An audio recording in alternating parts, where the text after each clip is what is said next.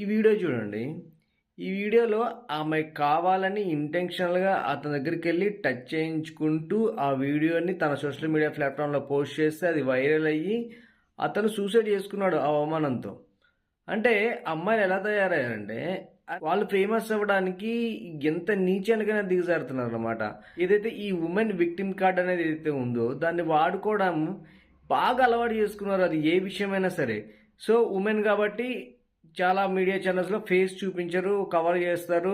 వాళ్ళని ప్రొటెక్ట్ చేస్తారు. ఎందుకు వాళ్ళకేనా పరువు? మిగిలిన వాళ్ళకుండదా? అబ్బాయిలు మనుషులు గదా! మగాడిగా పుడితే వాడికి పరువుండదా? ఏదైనా క్రైమ్ జరిగితే అది కన్ఫర్మ్ కాకముందే అది వాడు చేసిండని కన్ఫర్మ్ చేసేస్తే మీడియా చేసేస్తే, సోషల్ మీడియా చేసేస్తది. ఇంక వాడి ఫోటో ఏసి వాడి ఇజ్జత్ మొత్తం తీస్తారు. అసలు ఎంత వాస్తవం ఉంది, ఎంత వాస్తవం లేదు అని చెప్పి వాడికి అసలు ఎవ్వరికీ ఆలోచించే అవసరం ఉండదు. వాడు మగాడు కాబట్టి ఫోటో రివీల్ చేయాలి.